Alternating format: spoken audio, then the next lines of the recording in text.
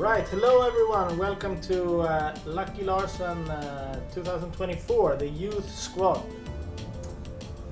My name is Robert Anderson and I'm here with Martin Blixt, sponsor of this squad. Yes, so to introduce ourselves, we are two former national team players from Sweden. I am now the head coach for the national team. Martin has maybe retired a little bit from the bowling himself, but I have retired from my own game, but I'm still involved emotionally in bowling always. That's very nice. And just to make Martin Larsen played on the same team as us, and also Patrick, who owns the bowling center. We played the World Championship together in 2003, so we have a long history together. Yes, we do. But now we are here to try to guide you guys through the youth squad, and we're going to do some commentary here on game 1, game 3, game 5 and game 6. To talk you through the tournament a little bit, how it looks on the youth side and what we can see while the guys are bowling. And we're mainly going to focus on the lanes 9 to 12. Martin, this is your home center, so you probably know more about it than I do. Hopefully, as I said, I retired from bowling 6 years ago now, but the characteristic of the center is the same, and I'm sure we will see some. There will be some difficulties when changing lanes here because they are not identical. Especially not these, we'll see. Alright, so they're off. So we started the commentary a little bit after the practice. We had some technical issues too, so we are about 30 minutes late. But the pattern is a 42 feet pattern with 33 mils of oil, so a little bit more oil than we used to see. And this is the home center of an elite team in Sweden. I've bowled here quite a few times, and it's always been known for not hooking too much if you send it to the right. No, definitely not. So the pattern is also fairly flat. The ratio is 2, so it would consider very much a sport pattern. Yeah, I think it will be challenging especially for the youth for the U21 squad due to the fact that they're probably not used to bowl on such tough patterns, and if you throw the ball right, it's out of bounds very often. Mm-hmm. So we saw some scores from yesterday. Yeah, we did, and the first squad was not. I would say not fair, to be honest. I mean, the scores was fair, but it was the really good bowlers were the lefties, and we saw in the second squad a more. We saw that the right-handers could strike just as well as the others, and the guy who won the second squad is, I would say, one of Sweden's most experienced tournament bowlers. Yes, for sure. Peter Hellström also played in the national team. Yes, and now, for the first time, he has a chance for the plus 50. But he also probably bowls among the most tournament games in Sweden. Yeah, definitely. He's everywhere. But he was also, I was talking to him, but he said that he felt the friction more than he thought the first game, but he made a mistake of moving to the left too quickly. So the second block he was bowling a little bit harder, straighter, just inside of the first arrow.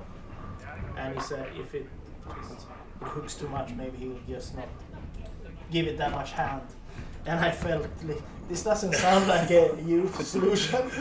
No, and we should mention probably that Peter is a traditional bowler. He's not super high rev. He bowls with his thumb, and he is very accurate. He is, he can really split hairs. So introducing some bowlers that we can see in front of us. This is Kevin Melin. He won on the European Tour for the first time in San Marino. Interesting fact there is that he bowled backup when he was winning. He is bowling on the same pair as Noel Torgersen. For people who know a little bit about bowling, the last name is known. His father is one of Norway's. He is Norway's best bowler. He is Norway's best bowler, for sure. And he's also been on the PBA tour. Yeah. And this is his son, also known for being able to bowl backup, which he's doing right now. Yeah, and his mother is Linda Haglund. She bowled for the Swedish national team for many years back in the days when I was also in the national team. So yeah, the pedigree is Good bowling yeah. genes, yeah. And I must say, I think he bowls really good. I mean, technically, it's so smooth. It's enjoyable to watch him bowl. He's gonna see him now, so he's for sure using his backup. Lova Nilsson is bowling now lane 10. She's in the youth team for Sweden. She bowled the first time in Helsinki earlier this year. And on the next pair of lanes, Zacharias Lindqvist is bowling for Pergamon and was close to the national team last year. He's also under 21 group for the national team. Nicola Riss is also in our youth team, under 21. She was just in Korea about a month ago. So it's fun to see that this squad is attracting a lot of people. Definitely, and she's also from a bowling family. Yes. So it's. We're starting to, at least I start to feel like I know more people's parents than the actual bowling. Yeah. But that's one of the fun things with bowling. If you have been involved in bowling a long time, you have friends all over the world, and now you start to see the kids of your former competitors. Zacharias is bowling a bit straighter and harder from the right side. Do you think they have been watching the scores from yesterday before they made up a game plan? Hopefully, I'd say from the practice session, I'm sure some has, and some probably think that they will try their A game and just hope. Yeah. But that's typical for under 21, I think. It's pretty huge deal for us that we can have one of these big tournaments in Sweden. The only PBA stop outside of the US. Yeah, it's of course. It's very cool, and I know how much work is behind to arrange such a tournament. I know Patrick very well, and I know Martin as well, and I know that they have been working night and day since the last tournament, more or less.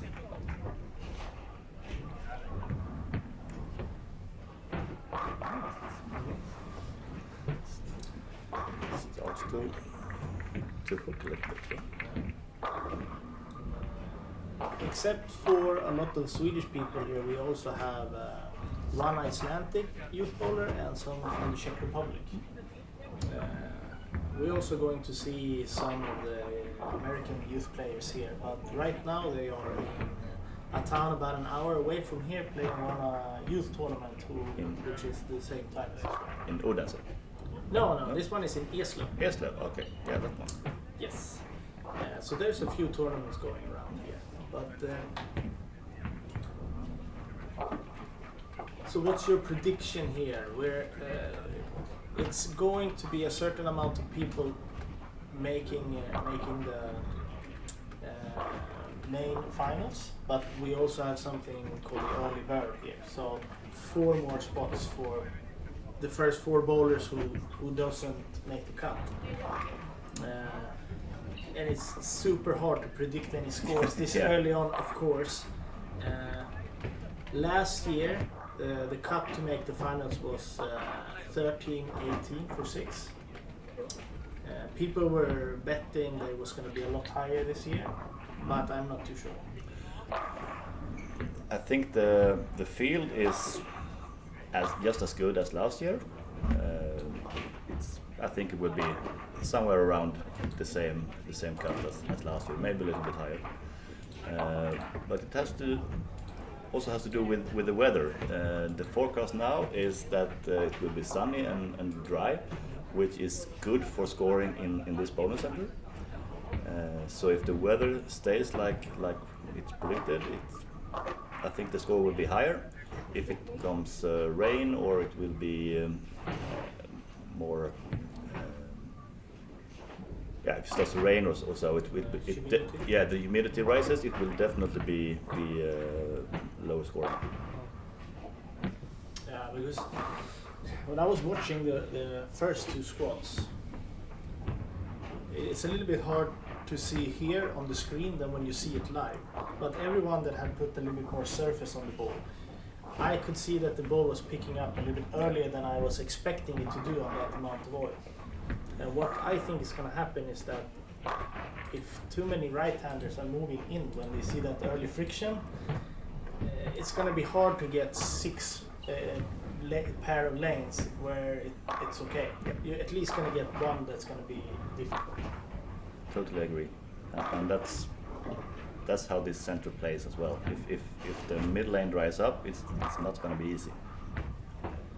No. So I think that if you can, and maybe that's my bowling game that's talking now, but if you can stay further to the right, in at least in the beginning, I think it will help you in the end.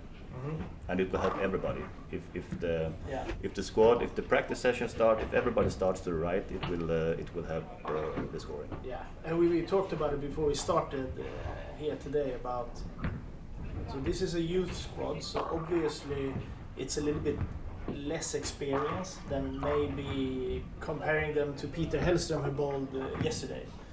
We know for sure that he bowled so many tournaments that the whole practice is probably to make the lane as good as possible for him when he's starting the game. For sure. When you go and bowl your first PBA event ever, you might want to use the practice to try to hit the pocket and feel okay about it when the scores begins. Yeah, and I understand that the youngsters try their A game because if it works, it's good for them. I think as we said, I think that if the entire squad start to practice to the right, it will definitely help the total scores in the squad to rise.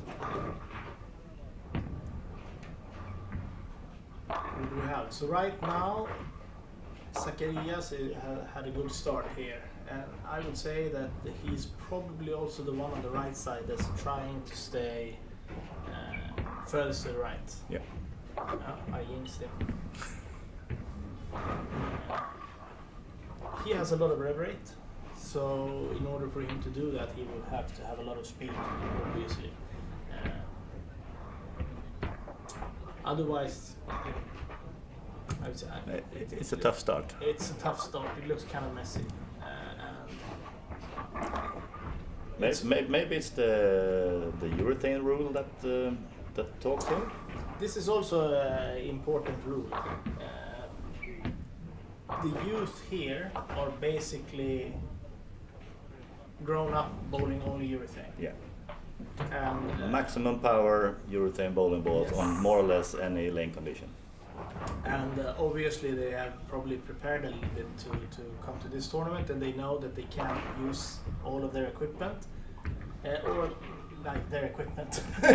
So this is also going to be a challenge to probably the knowledge about switching bowling balls and know exactly what the next one is going to do is not 100% yet. And there's still a few urethane balls that you can use. It's just the hardness has to be the 78. Yeah, the new 78 rule. Yes, IQ 78, the black hammer is basically the ones that you can use. There's also new pins. Yeah, the brand new. pins. I think they Yes. put them in on Tuesday or Yeah. Wednesday. So So they're not making it easy. And all of this combined, that's why I'm thinking maybe the scores will not be that much higher than last time. But who knows? that's your opinion. Yeah. I think that they are very skilled, the bowlers here, so they will learn, and a lot of them will play 3-4 squads, and yeah, I stick with my prediction that the scores will be same as last year or higher if the weather stays, if the Yeah. weather remains as today. Yeah. It's also interesting about the cut score. Maybe there's like me and Martin talked about that a lot when we went to the European tour before. The more experience you get, the less you focus on the cut score. You just have to stay in the process of making good shots. And if you're a good bowler and you bowl good for 6 games, you're going to make it even if the cut is 120 over or 200 over. Exactly. But I think that if you go out with a mindset to think that you need 180 over, You will not get it. and the lanes are not there for 180, then it can go pretty south quickly.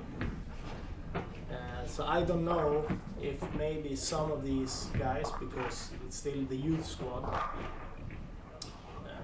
what they have in mind, what they're looking for. Right now it feels like the lane is not super easy. So you should probably try to keep it as simple as possible. I also don't think that Peter started very well yesterday. I think he started with 2-0 or 2-10 Okay. or something like that. And then when the lanes open up, he took advantage of it. So maybe it's also good. Focus on surviving the first game. Yeah. You can see now, Newells with his backup, his 2 doubles and only spares, It's a solid start. Yeah.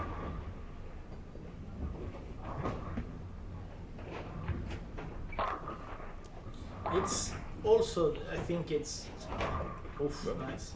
It's also worth to mention only 2 years ago, the Youth World Championship was in this bowling center.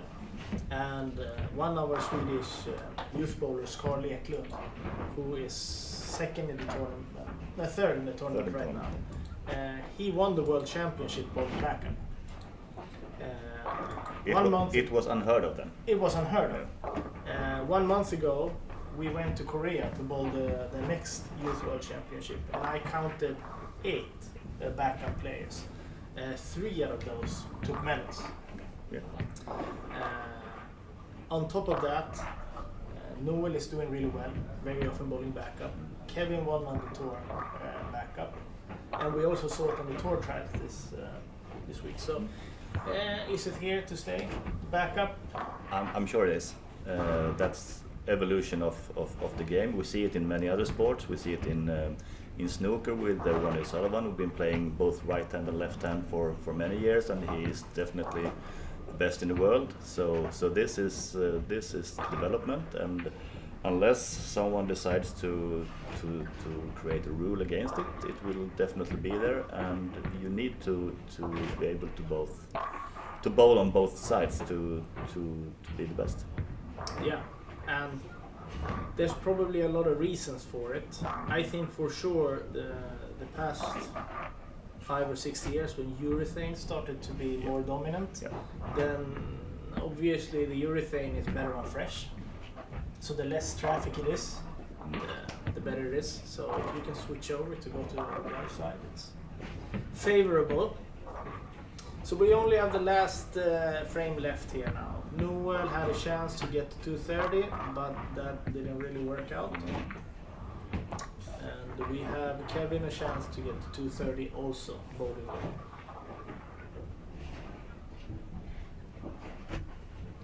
But The rest are struggling. the rest of, I said that this is Well, Zacharias is also. it's going. He has a chance to 230. I also talked to some other people about when this big tournament is on and what could be. Why would a bowler that is a little bit lower than the people that are going to have a chance to win this tournament. Why would they come to bowl?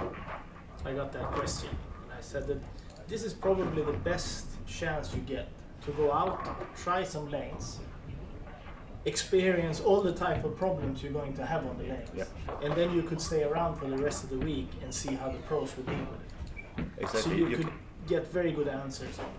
You can learn from the best, and you also need to be in this environment with world class bowlers, because when you bowl next to one of the best in the world, you can't get starstruck. I mean, we all get it when we experience that for the first time, but you need to be around the good players and be used to that, so you can focus on your game, and yeah, there's no shortcuts. You have to be here.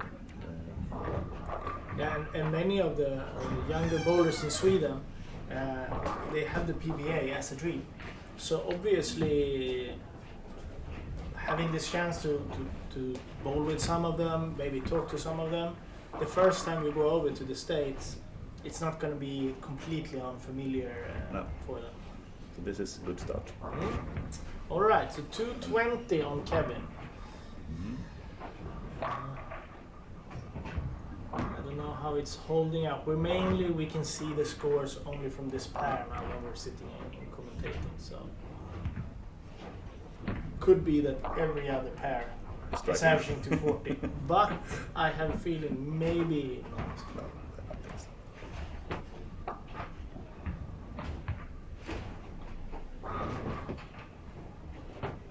We can also say before the game is over that there are going to be some extra prizes that you sponsor the squad with. That's true.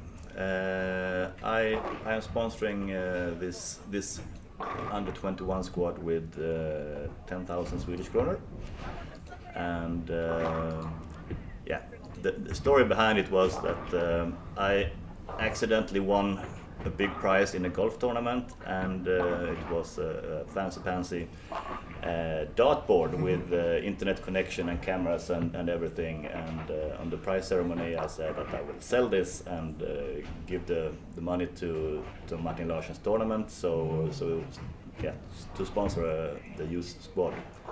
And when I got back home, my wife said that you're not selling that, I want it.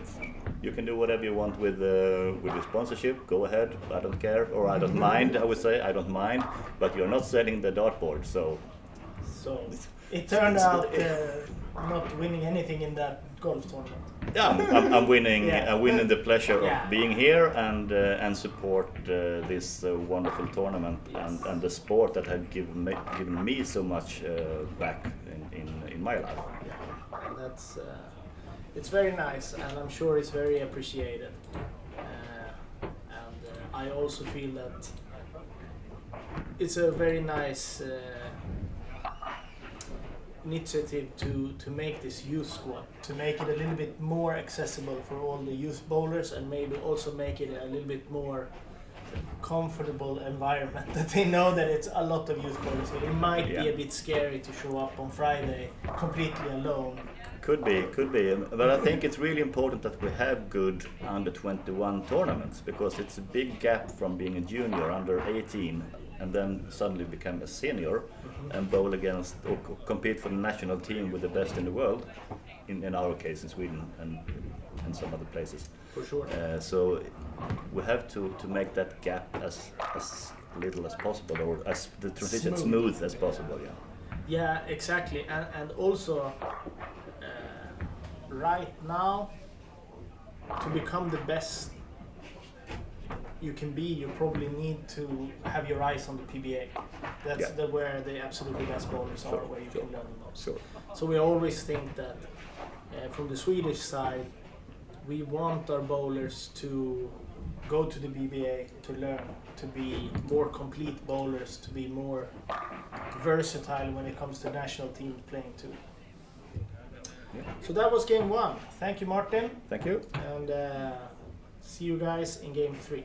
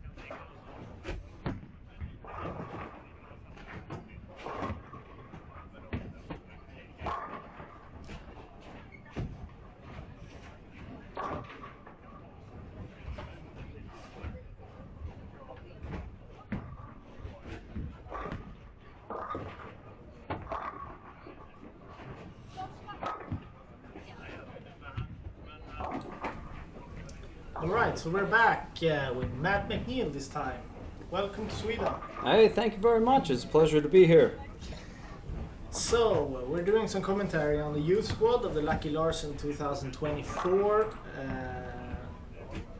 We talked a little bit before we came in here. We can see the scoring pace is not super high. Do you have any insight in why you think that's happening?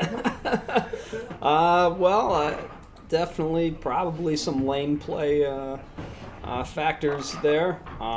This pattern is designed to play more outside, and if you try to go more into the middle part of the lane and open up your angles, you're going to open up a lot of problems, as the bowlers are finding out. One of the tough things about being a youth is you're inexperienced, and so this is first squad for the youth here. So normally things that they do historically so far in their young careers is, generally they, for the right-handed two-handers, they move more left, they open up their angles, they try to make it hook more, and on this pattern that actually just really compounds a lot of your problems. And so they're kind of figuring, we'll see how long it takes them to figure out, and then we'll see maybe if we get a few that go back to the right where the pattern and the lanes are telling you should be playing. Could we also add in their short careers that it might be also the first time that they are playing with the PBA rules when it comes to taking away some of their more normal equipment? Yeah. So that's obviously going to cause some new problems, maybe, that it's the first time they run into. Yeah, I mean, it's the PBA urethane hardness rule is in effect, so some balls have to be manufactured at 78 hardness, and they're using a different set of tools, obviously, than probably they normally compete with, and so that's another thing they have to adapt to and adjust to. But that's what bowling is. It's constant adaptation and constant adjustment. We talked a little bit about that before too, but maybe we've seen the right side versus the left side, some higher scores on the left side so far. It could also be obviously that left-handed bowlers tend to be more comfortable playing a little bit more to the outside, a little straighter lines, and we can see here on lane 10 we have Alvin Kvarnström. He is one of our just leaving the youth age, but he's bowling a lot on the European tour and he has very high goals for himself. Two-handed lefty is doing pretty well this one. Yeah, I think you hit the nail on the head when you talked about that. I'm a left-hander, and I can tell you, first arrow, second arrow, outside of 10, you feel very, very comfortable, because often in our lives, our bowling careers, we're relegated to playing that part of the lane. So, using straighter angles, playing outside, being a little more up the back of the ball, really controlling your angles. That's what we're very good at doing, because we have to do it all the time. Generally speaking, that's where they put us in play. I think if you look at the pattern, the right side, I know the gentleman had some success when he moved to urethane and played, further out. He bowled a lot better last night on the right-hand side. So I think there's a really good shot out there on the right-hand side. It's just the bowlers haven't found it yet. And the left-handers are finding it more naturally, because that's just a natural part of the lane we like to play, because we're really good at playing there, because generally we have to play there. So what do you think we're going to see when some of the PBA guys show up? Do you think they're going to find it quicker? Yeah, that's why they're the best in the world. They don't spend a whole lot of their day playing the lanes the wrong way. How you get to be a very top-level bowler is you identify very quickly what the lanes are asking from you, and you give it to them. Having ego in the sport of bowling is not a good combination, because if you try to overpower the lanes or outmatch the lanes, you're not going to win. The lanes are going to win eventually at the end of the day. And so you've got to be very humble and say, what are the lanes asking from me? What do I have to give the lanes in order to be successful? And the guys on tour are very, very good at doing that, and they do it very quickly. So you've been involved a lot with the tour, both as a bowl rep for Storm, Yep. and working with Storm products. Would you say it's common? I mean, I've been to the tour quite a lot, watching the Swedish bowlers too. It happens a bit, but in general, I don't see too much bowling outside on the right side on the tour. Unless it's shorter patterns, but they still tend to hook in on shorter patterns. Yeah, I mean, when you have a, when you're talking with a two-handed player whose rev rate is 500 plus, okay, it's going to be a pretty rare occurrence when he's going to be able to play up 4, Yeah. right? Because he can't keep the ball online, or he or she can't keep the ball online, just because their rev rate's so strong. The tour guys are able to play in the same vicinity, maybe not right up 4, but they can take some hand out of the ball, they can roll it more, they can do things with their physical game to be able to match up and be in the right zone, okay? I mean, there's a difference between just saying, well, you got to play up 4 versus being in the right zone and creating the right ball reaction. And I think that's what they're very, very good at doing, is they have a lot of physical skill along with the power. And that's, I was actually, before we got in the booth, I was looking at the tour earnings for 2024. And there's a lot of two-handed players on tour, okay? But there was only 6 two-handed players that made over $100,000, okay?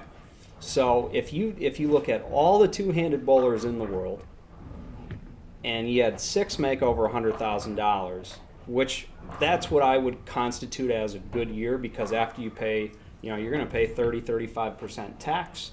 You have all your expenses, your entry fees, your travel, your lodging, your rental car, your food, everything, your ball drilling. And everything is getting expensive in the States. Yes, it's getting expensive in the world. I had a pint here last night at the Bishop's Arms. It was 79 Swedish crowns. So, everything's getting expensive. So unless you're making over $100,000 a year on tour, you're really not making much. So, and you look at some of those guys that I'm going to talk about. You're talking about Jason Belmonte, Anthony Simonson, Kyle Troop. Were the top, Jesper Svensson. Okay, those guys have skills. Okay, it's not just that they're a two-handed player and they got a 500 plus rev rate and they can throw it 19 miles an hour. Yes, they can do that, but they have touch and they have skill and they have versatility. They have a strong mental game. They are very good spare shooters. Okay, they have the complete package, and that's why they're successful. I see a lot of two-handed players that go out on tour and struggle because they have one way of throwing the ball, and that's it. So that's why it's really important for the youth to be able to develop not only their power game, yes, that's great, but build around that and really set themselves up for success, so that they can take their bowling to whatever level they want to. That's really, really important, and it's hard to do when you get older. Okay, I'm 39 years old. I can't relearn how to bowl. Okay, I spent 30 years learning how to master a different game than the game that's being played now. So for the youth developing, it's really important we teach them those skills so that they can have the option to go out on tour and be successful. And I agree. And one thing that I feel, one of the few things right now where thumb-in bowlers, so to say, maybe have a little bit advantage on two-handers is just, like you said, getting the hand out of the ball a little bit. Not hit it maximum all the time. like Peter did yesterday. He said, I'm just going to stay to the right, and if it hooks too much, I'm just not going to hit it that much.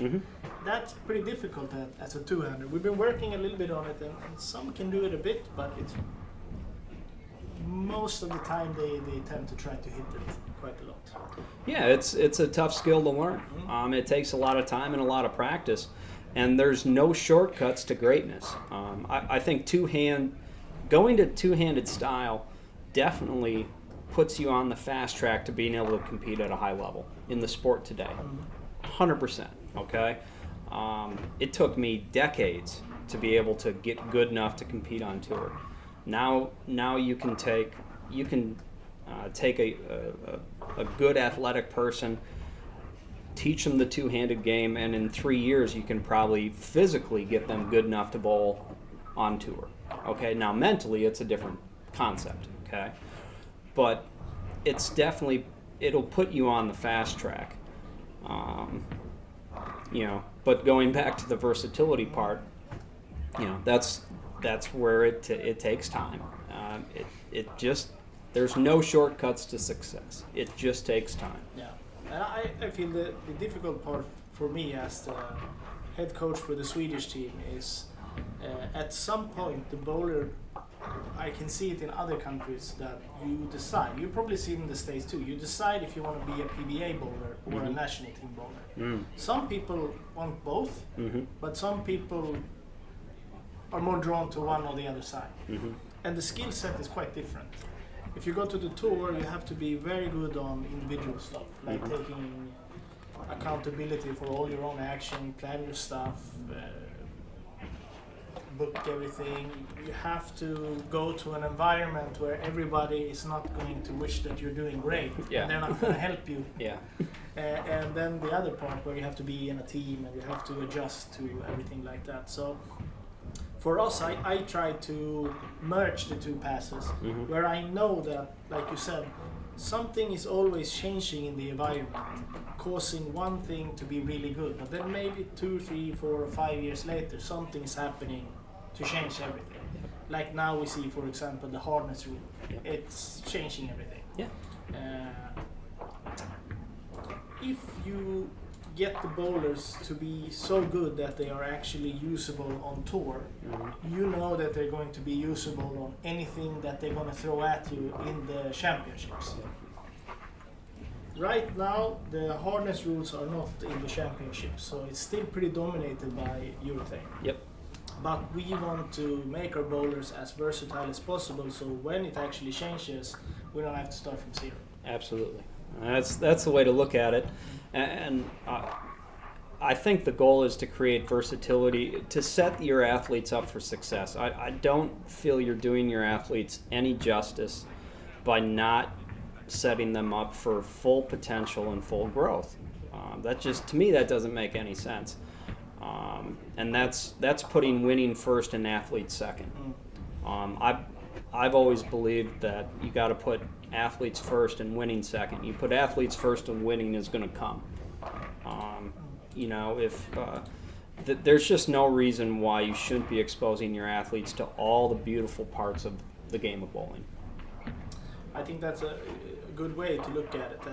And I also got the question for Lucky Larsen about why should people that don't have a chance to win prize money or win the tournament, why should they participate in this tournament? And I said something like I can see here now. If you participate and you bowl on these lanes and you experience all the problems that you're having on them and think about what you're trying to do, and then you watch the pros when they get here, then you pretty much can just tick out, oh, I should have done this, and I should have done this, and I should have done this. Good. And then when you go home to practice on that, you can be very certain that you're practicing on something useful. Well, you got to compete to get better. You got to bowl around better people to get better. You don't get any better by not challenging yourself and not pushing yourself. It's just like in a workout. If I go to the workout and I only do 10 reps every single time, am I ever going to get stronger? No. The only way to get stronger, if I'm doing bicep curls, is I do 10 one day, And maybe a few days later, as I build up my strength, I'll do 15, and then I do 20, and then I do 25. The same thing is applicable in sports. If you're not pushing yourself, you're not continuing to develop and grow, and you're not going to get any better. So you have to bowl against better bowlers in a competitive setting to get better. And there's humility in that. And okay, it's a tough pill to swallow. You go to a tournament and you put your money up and you have a bad performance. But that's part of being an athlete. I'll tell you what, plenty of times in my career, my name was towards the bottom when I was starting out. But I'll tell you what, as I grew and developed and became a good competitive bowler, one of the better amateur bowlers in the world, my name wasn't at the bottom. It was at the top very consistently, and that's why I'm sitting here. I want to have a job with Storm if I was a bad bowler. You know, we don't hire bad. We're the bowlers company. We want the best to represent us. So, you know, come out and test yourself against the best bowlers, and it's going to pay dividends because you're going to be exposed to a lot of learning situations that will help you move forward in your growth as an athlete. That's why you should come out. That's good. And well, I'll have you here. It's the PBA now. They have they used to have something similar before, the tour trials. But that was maybe 10 or 15 years ago, I think, the tour trials before. So the PBA now, it's looking a little bit different coming up for next year. We already got 12 people during this night in Sweden. Yep. We had Kim Bolleby from Sweden making it, and we had Pontus just barely. So that is maybe the toughest tournament in the world to be just outside of the cup because it's life-changing. What do you think the tour is going to be a little bit different next year when the PTQs are not going to be like having that big of a... It seems to be more of a local thing. It's going to be so few spots, it's going to be hard like a foreigner to go to those. Yeah, I think it's going to be tough. I think if I was a foreigner, I'm probably looking at the Masters. Masters, because you can bowl it without PTQ. Yep. World Series, maybe applying for World Series exemption. Yep. Yeah, those would be the two. I'll tell you what, when I had my card, I just bowled the World Series. Yeah. Because it was 4 or 5 tournaments in one, you know, so I had one hotel, one flight, one entry fee, and then I had 4 or 5 chances to make money. And I had a full-time career then, so I could take a week of vacation, you know, from my job, holiday, and go bowl. And so I think that's a great way for the international folks to come over and test their skills on tour. And then same thing with the Masters. Come over if you want a good gauge of how you stack up against the guys on tour.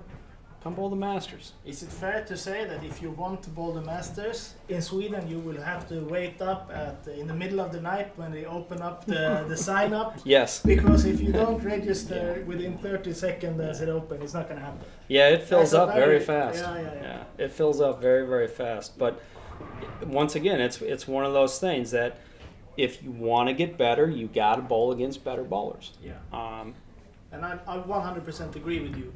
Last year was very fortunate for us because it was connecting. The Masters was connecting with World Series. Yes. Which was probably the best option for us. Everyone could go play the Masters, stay either to play the World Series or it was okay to play the PTQ because you were still in the States already. Yep. But it's hard to go to play the PTQ only. Yes, it's a really tough financial decision there. I don't. If I was in their shoes, I'm not sure I would do that. You know, at the end of the day, there's still that business element to it, where it has to make financial sense for you too, because then you bring in a lot of other stressors and things that you don't need.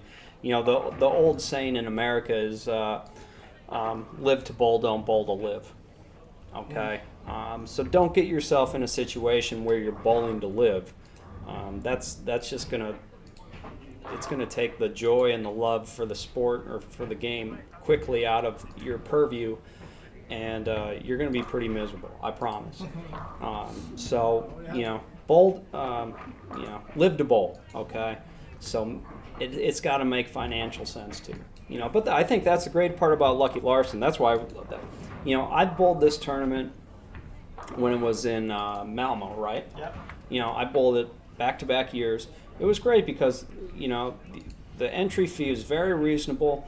The prize money is very good, top to bottom. You really get something back from making the cut, and if you can go deep on Sunday, you do pretty good. And Daniel does a phenomenal. Daniel and Martin and Patrick here at Olympia. I mean, just great people. They do such a great job. This is a great venue. It's a great tournament to come out and bowl and test your abilities. And I hope that by having this big tournament, we can also smooth out the transition a bit from going from just a local bowler to this one to maybe trying the tour and see if you can make it there. Absolutely, and that's all it is. It's steps.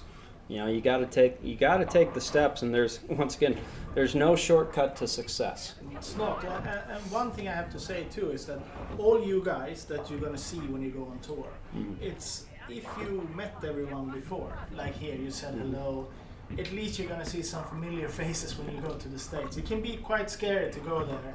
Yes. And everyone is pretty focused on their own thing, and I can guarantee it's nice to know a few people. That's why we're trying to go a bit as a group from Sweden. Absolutely. All right. Thank you so much Thank for you. the talk. My pleasure. Thank you very much. See you around this week. Yes, I'll be here. Done it. Thanks, Daniel.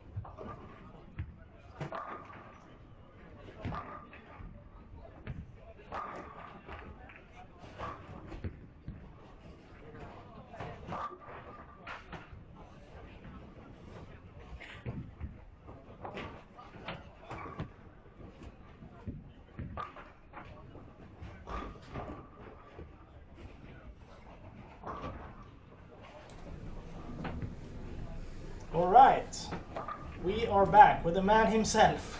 The man, the myth, the legend. Yeah, appreciate it. Thanks for having me, Robert. Yeah. Yeah, for the ones not knowing, I'm Martin Larsen, here together with my dear friend and national team captain Robert Anderson. Yes, so now we're back for the last 2 games of the youth squad of this year's Lucky Larsen tournament. We saw some difficulties in the beginning. Yeah, I mean, obviously I've been testing this pattern out myself together with Chris Jonas from Kegel. All the knowledge they have, it's even with all the knowledge, it's still a little bit of guessing trying to see what the pace will be, how the bowlers will attack the pattern and stuff. But obviously we've seen that it's not a house shot. It's not super easy. Yeah, I had some talks with other people here about the predicted cut score. It's always interesting. It's always interesting. After I saw your video, you and Chris Jonas, about the pattern, I was thinking that it's not going to be that much higher than last year. But most of the people have said that they think it's going to be way higher. But seeing 2.5 squads, I tend to feel like I'm sticking with my guns. Yeah. Last year was only a couple of pins less than 120 over, I think. 1380. Yeah, on the 46 feet pattern. I would take higher still, but not a lot. My predictions, like even if I tested a pattern and bowled a squad, it's still very, very hard to predict. But my prediction is around 140, maybe 150 over. I think with the field being strong and there's some friction to the right. I think in the end people will figure out what to do. But yeah, I mean, you could be right. I could be wrong. Who knows? We've seen. It wouldn't be the first time. No. well. Funny guy, this Mr. Anderson. No, I mean, obviously having the youth squad on here, there is a lot of the kids nowadays are used to bowling a little easier patterns with a lot of urethane. They have less urethane in the bag for this one because we use the PBA rule, and it's a pretty challenging pattern. So we've seen a little bit of everything, but there's some good ones. We have the brothers, Kvarnström brothers in the league. Yeah, and you know them pretty well. I know them pretty well. They're from my hometown. So maybe you actually taught them a thing or two. I hope so. You know, they are very, very into bowling. They bowl almost every tournament they've been for a year. And they have parents that are dedicated bowlers, and the father has been bowling with you since you were a little kid. Their father was my first coach. Yeah, there you go. So we've been flip-flopping. And the funny part is that then I coached Alvin, and now Alvin is coaching my daughter. Ah. So. Well, it's kind of a little creepy there. It's a small town phenomenon. Yeah, and then we have Kevin Melin. He's been improving his game a lot lately. Another two-hander that's been, like I said, improving his game the last couple of years. So yes, and also winning his first tour title on the European tour. That's and the way he did it was very impressive. I mean, I know backup is a hot story nowadays, and he was actually using a backup ball on 46 feet in San Marino at the time where there was no lefties doing good. I mean, he was just the lone guy at the left side in the top 5 or top 6 or whatever it was. So and here we can see him. He's bowling not normal, not backing it up. Yeah. So yeah, there is some talented people here and youth bowlers that could do a lot with the bowling ball. We've also been talking a little bit about the great benefits of having such a big tournament in Sweden, PBA tournament, and what's happening here now is a great sort of transition towards the PBA for the youth bowlers who have the chance to play a real PBA tournament without having to go to the States the first time. you can play this pattern, you can see what kind of problems you run into, and then later on you can see what the pros are doing. Yeah. And then you pretty much get the right answer. You should have done this, and then you can go home and practice on that. Hopefully they take it that way. Yeah, I mean it's a lot of feelings right now, and there are quite many of them struggling a little bit compared to what they're used to scoring. Mm-hmm. So it's important for them to take the lesson what's happening here and realize that maybe the first time you bowl a PBA event is not going to be the same time as you're doing your best. No, I mean some of them will do good, but it's the main thing when we started this 2017. Daniel and Hampus and myself, and then we'll be continuing with Patrick and the crew here. We want to raise the interest of bowling and have the young guys getting more enthusiastic about the game and see their idols and bowl against their idols and grow the game of bowling. And I mean, I don't know if we succeed or not, but I'm very convinced that having a big event is important for sure. It's hard to create to get the money and the time to travel to the States to see the best ones. So I'm glad that you agree on my thinking here. And when we grew up, we had the Super 6 and the Super Series in Sweden.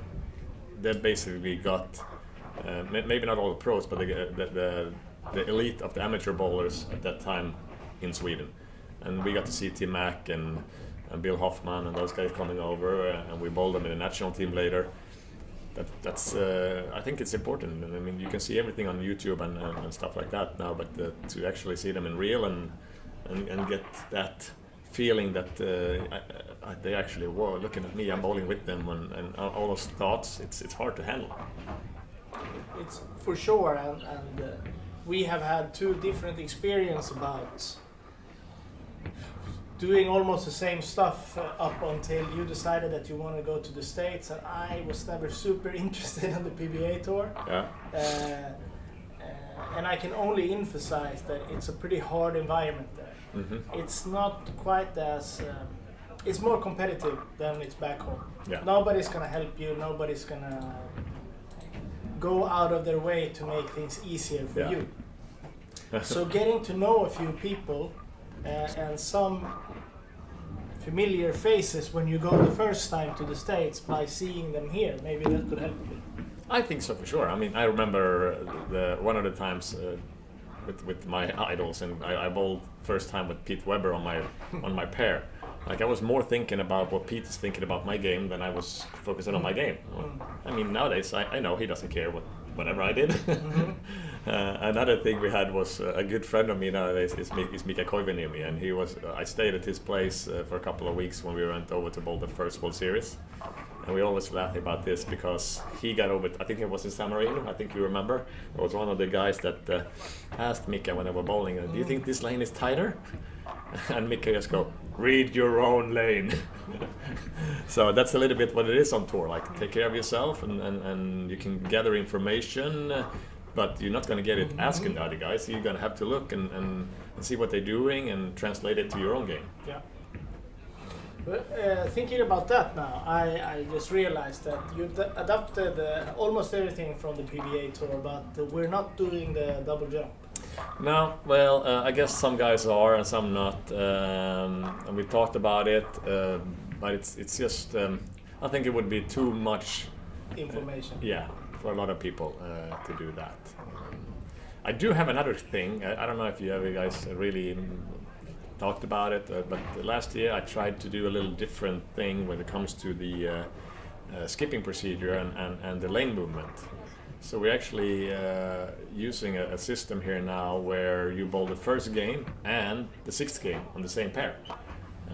And I got up with that idea a bunch of years ago, but I tried it the first time last year and nobody had anything really bad to say about it, so I thought it was pretty good. And the thinking behind it is, when you start bowling and practicing on your pair, the 10 minutes and your first game, you should be aware that you're going to get back to this pair. So whatever you want it to be when you get back there, you're going to try to help develop that pair in a good way, and not the other way around, because some players really like to more or less trash it because they're not going to get back there. Yeah. I heard rumors that a lot of weird stuff was happening on tour, that you would play the two lanes differently or something to create problems for the people who go there after you. Yeah, there is everything going on. I'm not necessarily saying that everybody's doing it, but there's a lot of things going on. So, well, at least try to do something about it, and we constantly try to come up with new things. Like this lucky game this year, when we can win a super nice watch. Basically being lucky to strike in the right spots, not needing to shoot 300, but 12 strikes in the right places of the block. So that's another new thing that we're trying, and we have Patrick Bucket who comes up with a lot of ideas, and we take one every now and then. We said no 99 times and yes for the one time. Yeah, there's also this thing about the name. It's a very interesting name. Oh, yeah. How did you figure this name out? I'm very surprised if you haven't already covered this subject. No, actually not. Okay. I was saving it. That's good. So I'll let everybody know. We bowled a European Tour stop down in Belgium a bunch of years ago, and in the top 16, I was basically out. I needed all the strikes in 7, 8, 9, and 10th frame, and the German guy I bowled, he needed one mark to shut me out. He goes 9 whiff, I strike, and then he actually missed again.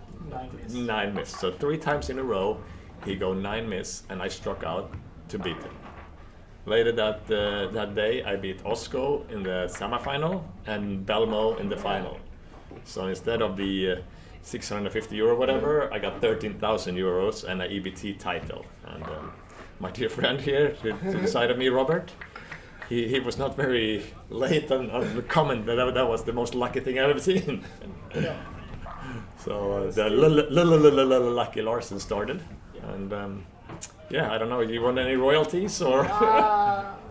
Maybe. So we have to give Robert this lucky thing though. It was a while ago. I felt lucky on the lanes though. I wonder why. Yeah, after that, when you got run over by a car and you dropped some glass on your hand, I said maybe the. Yeah, I felt like I got really lucky there in a way. So maybe I used it all. Yeah. No, but it's a good name. Okay, so let's see what's happening here now. Noel is doing well. He's at 230, so he's going to be... also to inform everyone that there's also 2 extra spots for the youth players. Yeah. So even if they don't qualify in the main field, the first 2 youth players will make it anyway. Exactly. And on top of that, it's so early on in the tournament, there's also early bird spots. Yep. So what happens if a youth player makes it in the early bird spot? There is a ranking. So you first make it. The first thing is you make it in the top 40. If you don't do that, then it's the early bird. Okay. So if you make it in the early bird, that's before the other one. Then comes the plus 50 U21 ladies, and last but not least is the turbo. Yeah. So if you make it in the early bird, that's not taking away any of the U21 spots. So then 2 other youths. So you can basically say those guys are bowling here, they have a chance to make top 40. If they don't do that, they can make it in the early bird. If they don't do that, they can make it in the U21. If they don't do that, they can shoot a high game in 5 or in game 5 or 6. So they that's can the also be a youth girl. Then they can make it there too. Yep. So plenty of even if they don't have any sticks, no handicap for the ladies here, they still have plenty of different chances to make the cut. So there's a lot of bowling going on this week. There's a youth tournament in Oslo, and there's another tournament in Denmark right now. Yeah. So pretty soon it's going to be quite a lot of people showing up for the last weekend, so to say. There's a lot of things happening in the middle of the week too. Yeah. Some golf tournaments and some. The early bird is actually the first 10 spots, right? Yep, 10 spots. So the last early bird squad is Monday afternoon. And right after this squad, Matt McNeil is going to host a mental game seminar with those all the ones that want to do that. We're going to also have some great prizes. Martin Blix is going to take my share pretty soon here, and he's. Oh, that's a. That was a rough one. That could is be that a turbo game? Yes, this is game 5. That really could cost him the turbo, Oliver. That's he had a 280 coming up, and now he can only get to 260. was a tough one. That Yeah, was so actually the second one. oh, 2 in a row. I missed that. I thought it was the first one. Wow. I don't think I've ever seen a game like that. Well, hopefully we'll forget that and move on. But There's it another could be turbo tough. game. Yeah, exactly. No, so Wednesday we do a little bit of golf outing in the morning, and we have some fun in the evening with a final of the one lane tournament that we've been running in Sweden, and then we have some trick shots from some of the PBA guys, and then we're gonna have a little house ball challenge too, like a little mini sweeper kind of thing with everybody can enter for free and bowl in house shoes and house balls and stuff. So. Everyone who's entered the tournament. Basically, anybody that's here. Okay, all right. Anybody that's here for that evening that entered the bowling center could be in that one. So. Yeah. So this is. So you have a good chance there. You can, all right. When is it? Wednesday night. Wednesday night.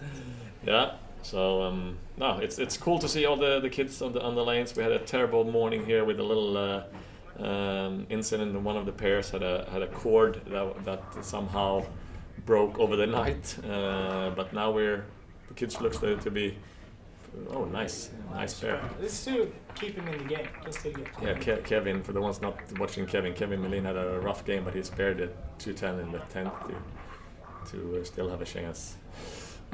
Yeah, so a lot of things happening for sure.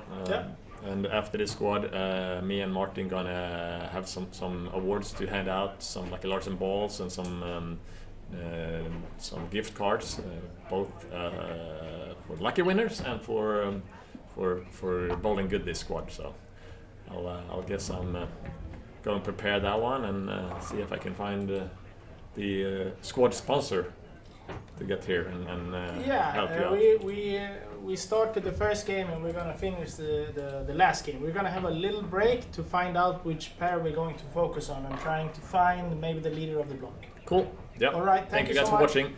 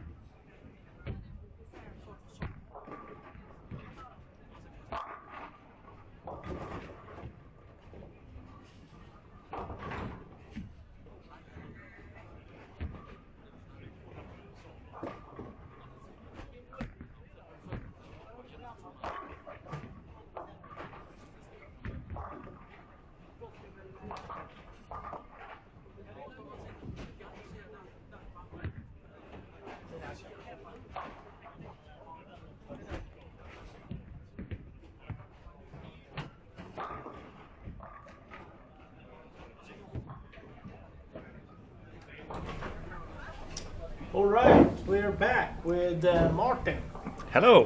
who was with us in the first game. He has been outside watching the 4 games in between. What's So, your yeah. general opinion? There were a lot of confused people in on the lanes in the first 2 games for sure. Now things have settled down a bit, and the top players has found a striking line for sure.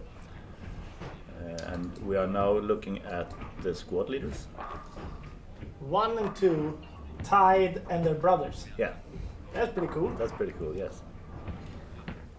We also mentioned when I talked to the other Martin, who was here previously, that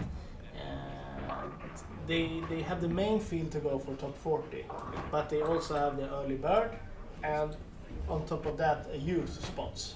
So even it's really hard to predict the cut as it is, it's even more difficult to predict the cuts. What they're trying. Yeah, when calculating all those Yeah. variables. Yeah. Right now, Boson is a 120 over. No, he should be 140 over Kwan Shou. So he's a little Yeah. bit in the lead. That score, I would say, if he would stick to around 140 over, he will make it, I think, somehow. We'll see. We'll see. Maybe, That's yeah, my guess. yeah. But, So still 1 game to go. yes. And, And Alvin is left-handed, 2-handed player, and his brother Wilmer is younger and he's right-handed. So both have found good situations and working on a strike. oops. Kind of look like a urethane ball though. Okay, yeah. I'm sure Martin is happy with the thing that both lefties and righties can strike.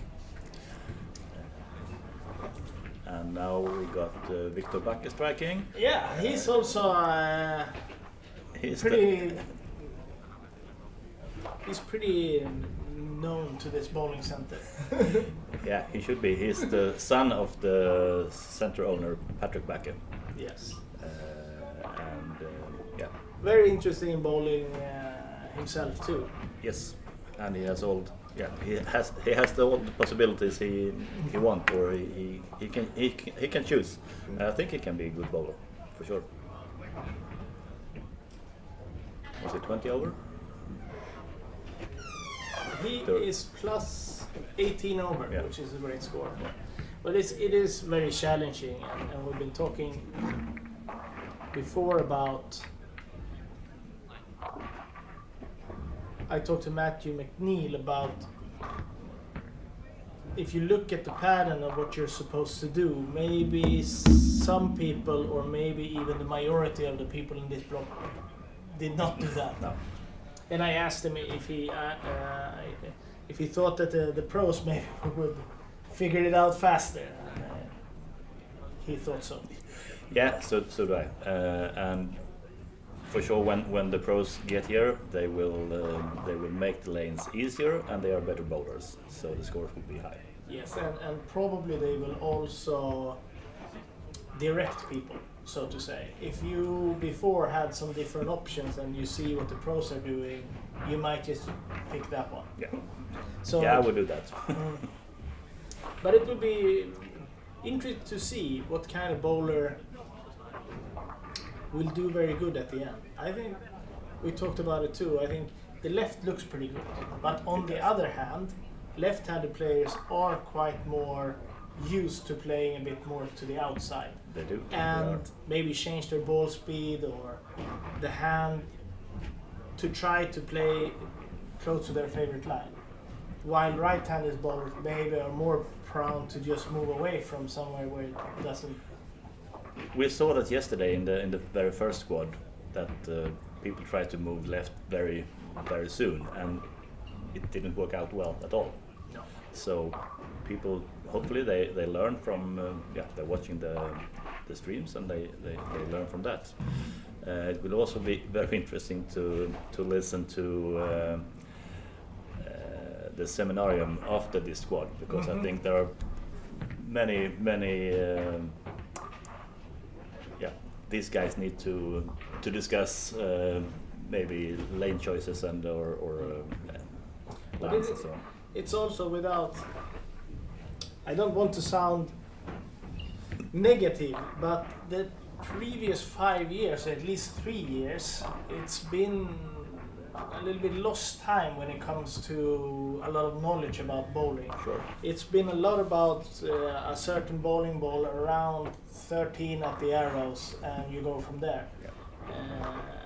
I think that this pattern,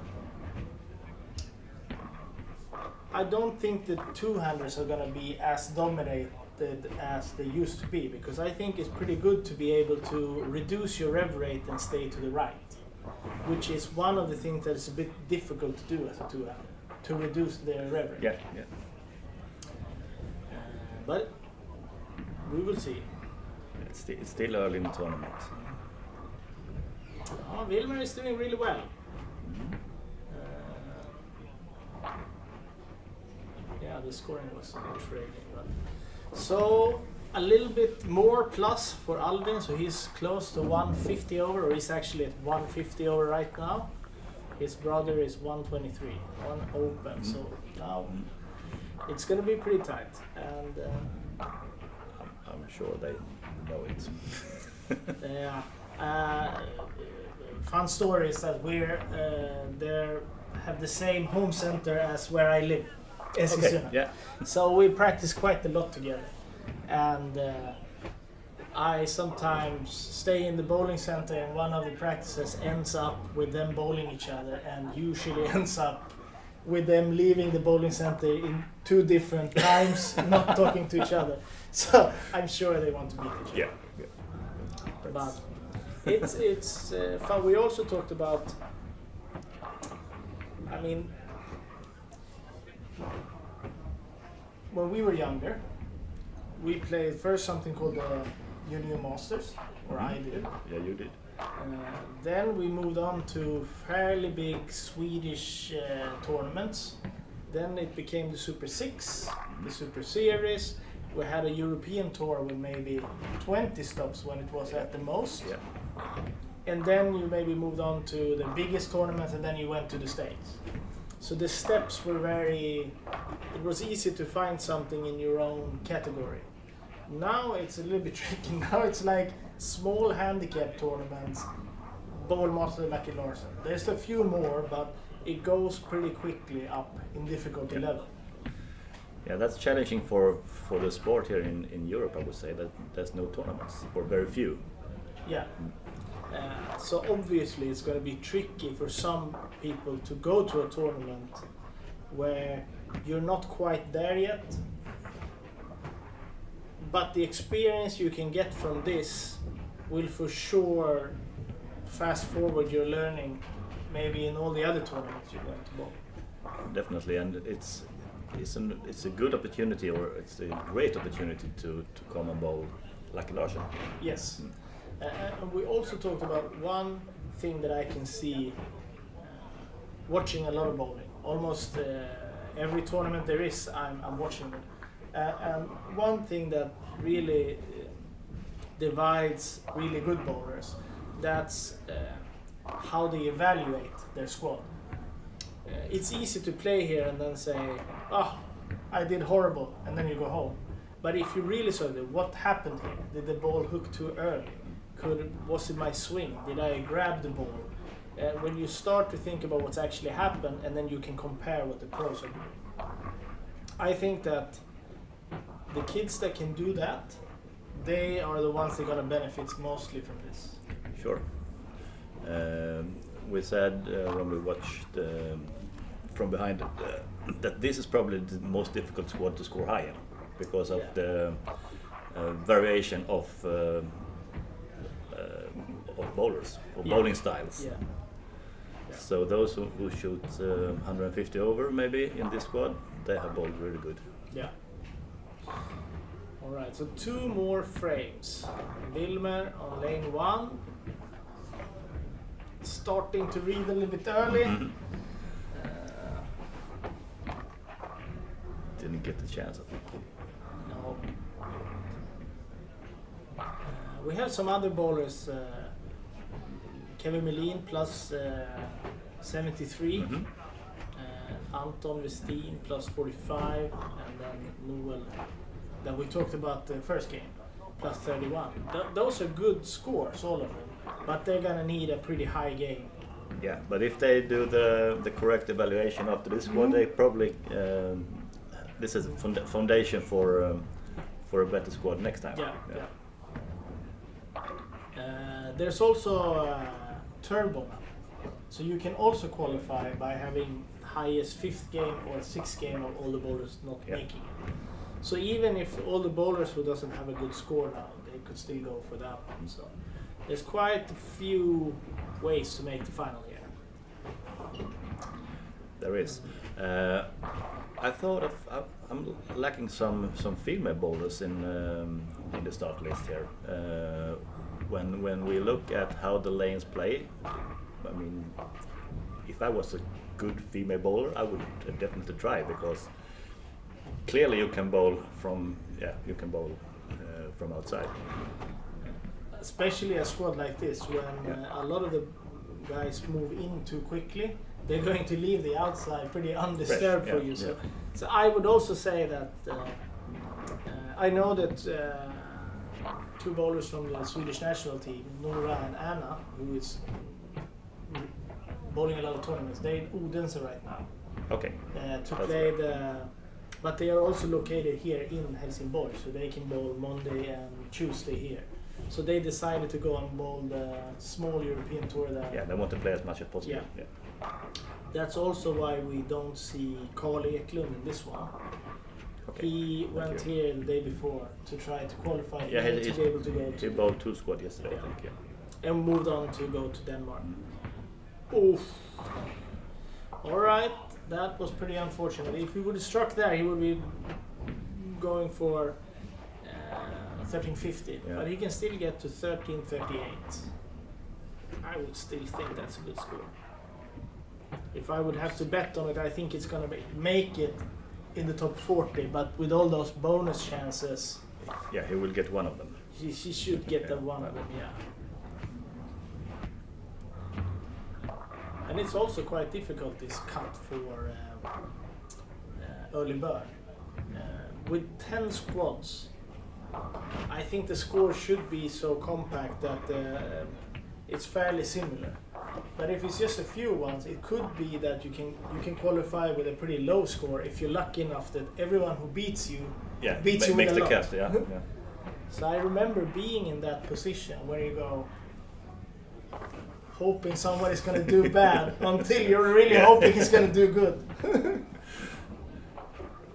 All right. Okay. So 99 over still possible for Wilmer. That's a score that is a little bit more doubtful if it's going to work. Yeah. We don't know what Kevin is doing the last game either, but let's see.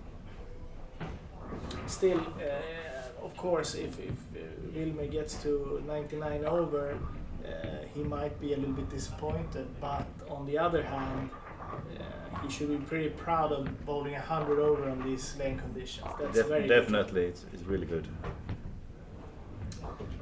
Yeah. But I don't want to say that to him directly after the squad. I will wait a little bit with that.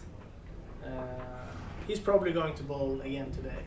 They bowl a lot, and tomorrow it's the finals in the youth tournament in Eslöv that they're going to bowl, and then he's coming back for the next weekend. So. School has started here, so we might not see too many youth bowlers Monday, Tuesday, but I'm sure there are some evening squads, isn't there? There's some evening squads maybe for the local ones, but everyone who is located a little bit further away from here probably needs to go home to school for the weekdays, and maybe they come back on Friday. So 1338. 1338. 1295. We talked a bit about the cut score with Martin, and my interpretation was that he thinks it's going to be still higher than last year, but he's not as convinced that it's going to be as high as he thought from the beginning. No. But it's been an interesting squad to see. If I would say something, it looked a little bit similar like the first squad yesterday when everyone moved into the right a little bit too quick to make. Yeah. Both for themselves to make a high enough score in the beginning, but also to set the lane up.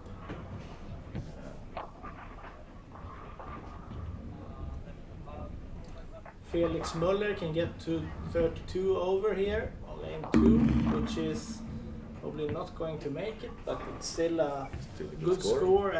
And many of these youth bowlers, they are going for different kind of positions in the Swedish.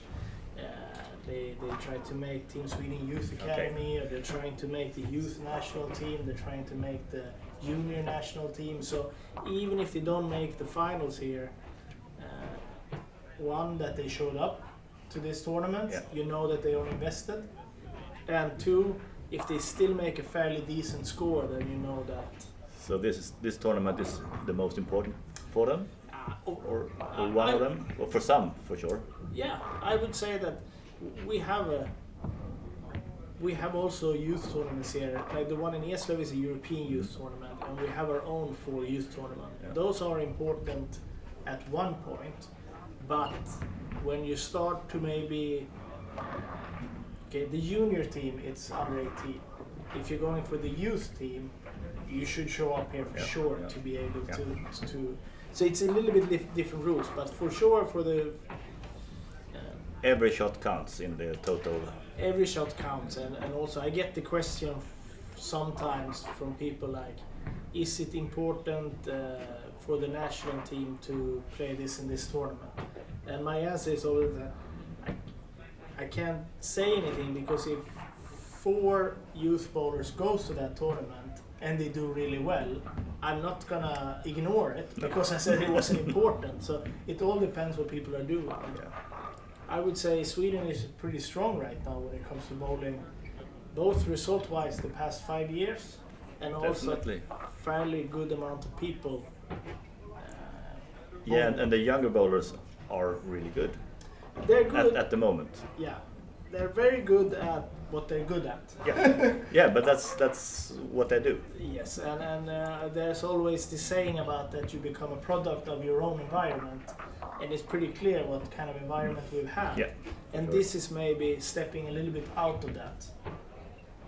So I'm hoping that we're going to see reflections on this, and I hope more people are going to think about what they need to do to be more competitive in these kind of environments. Yeah. All right, thank you so much for talking during this block, and hope to see everyone sticking around watching more squads on the Lucky Larsen 2024. See you. See you. Bye.